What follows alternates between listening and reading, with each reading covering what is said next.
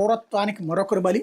బంగారం బట్టి నిర్వాహకుడి బలవన్మరణం, చోరీ కేసులో వేధింపుల ఫలితం, పోలీసుల వేధింపులతో మృతదేహం సొంతూరు మహారాష్ట్రకు తరలింపు అంటూ ఏదైతే తాజాగా ఉరివేసుకున్నటువంటి బంగారం బట్టి నిర్వాహకుడికి సంబంధించినటువంటి అంశం. దళిత మైనార్టీ యువకులపై విచక్షణారహితంగా దాడి చేసి ప్రజాగ్రహానికి గురైన తెనాలి పోలీసులు తమ క్రూరత్వంతో మరో నిండు ప్రాణాన్ని బలి తీసుకున్నారు.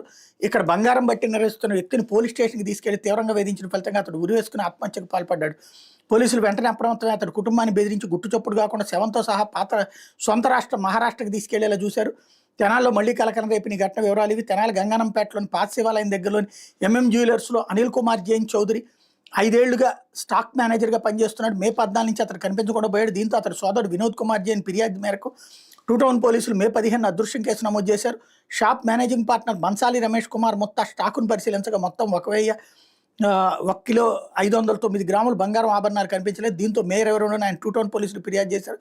అపహరణకు గురైన సొత్తు విలువ 1.45 కోట్లు ఉంటుందని అంచనా. Town CI Ramulu Nayak case నమోదు చేసి అనిల్ కుమార్ కోసం గాలింపు ప్రారంభించారు. అయితే అనూహ్యంగా కేసు విచారణకు టౌన్ సిఐ ఎస్ రమేష్ బాబుకు అప్పగించారు. తెనాల్లో బంగారం బట్టి నిర్వహించే మహారాష్ట్రకు చెందిన సిద్ధేష్ శివాజీ గోర్పడేన్ ఈ కేసులో విచారణ పేరిట పోలీసులు టౌన్ పోలీస్ స్టేషన్ శనివారం సాయంత్రం తీసుకెళ్లారు. అనంతరం అతను తమదైన శైలిలో విచారించారు. శారీరకంగా మానసికంగా వేధించడాన్ని అవమానంగా భావించే సిద్ధేష్ శనివారం రాత్రి ఇంట్లో ఉరివేసుకుని ఆత్మహత్యకు పాల్పడ్డాడు. విషయం తెలిసిన పోలీసులు అప్రమత్తమయ్యారు. గుట్టుచప్పుడు కాకుండా సిద్ధేష్ మృతదేహాన్ని తీసుకుని మహారాష్ట్రకు వెళ్ళిపోవాలని బాధిత కుటుంబ సభ్యులు బెదిరించారని ప్రచారం జరుగుతోంది. దీంతో ఆదివారం ఉదయం సిద్ధేష్ భౌతికాన్ని మహారాష్ట్ర తీసుకెళ్లిపోయారు.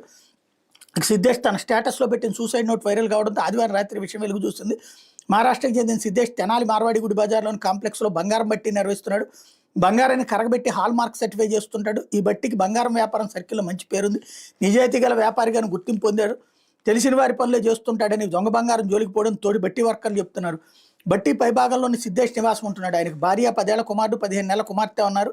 ఈ నెల 3న కుమార్తె జన్మదినాన్ని మహారాష్ట్రలో సొంతూరులో జరుపుకోవాలని ఏర్పాటు చేసుకున్నారు. వేసవి సెలవుల కారణంగా భార్య పిల్లలు ముందుగానే అక్కడికి వెళ్లారు. నెల 2న సిద్ధేష్ అక్కడికి వెళ్లాల్సి ఉంది. ఈలోగానే బలవన్మరణం చెందాడు. దీంతో పోలీసులు బెదిరింపుతో సొంతూరుకు విగత జీవితంగా వెళ్ళాడు. ఉరివేసుకునే ముందు సిద్ధేష్ తన వాట్సాప్ స్టేటస్లో పెట్టిన సూసైడ్ నోట్ ఆదివారం వెలుగులోకి వచ్చింది. నెల 2న నేను 2 బిడ్డలను కలుసుకోవాల్సి ఉంది. ఈ మోస ప్రపంచంలో నేను ఉండలేను. నా నిర్దోషత్వం నిజాయితీని ఎందుకు కారణం. నేను సహాయం చేయడానికి ప్రయత్నిస్తున్నాను. అదే నన్ను పోలీస్ స్టేషన్కి తీసుకెళ్ళింది. నేను ఎప్పుడు పోలీస్ స్టేషన్కి వెళ్ళాలనుకోలేదు. మోస ప్రపంచంలో ఉండటం కానీ జీవితాన్ని ముగించడమే మంచిదంటూ ఆ నోట్లో పేర్కొన్నాడు. దళిత మైనార్టీ యువకులపై town CI Ramulu Naik, town CI S Ramesh Babu విచక్షణారహితంగా చేసిన దాడి వైరల్ అవడంతో అన్ని వర్గాల ప్రజల నుండి ఆగ్రహం వ్యక్తమవుతున్న తరుణంలో ఈ కేసులోనూ ఈ 2 సీఐల ప్రమేయం వివాదాస్పదమవుతోంది. అదే సందర్భంలో మరో విషాదం వెనక తెనాలి పోలీసులు ఉన్నారని, వారి వేధింపుల వల్లే సిద్ధేష్ ఆత్మహత్య చేసుకున్నాడు వైఎస్ఆర్సీపీ తెలిపింది. ఇటీవల తెనాల్లో పట్టపగల 3 దళిత యువకులపై పోలీసు అధికారులు దారుణంగా దాడి చేస్తూ వీడియోలు చిత్రీకరించాలని గుర్తు చేసింది.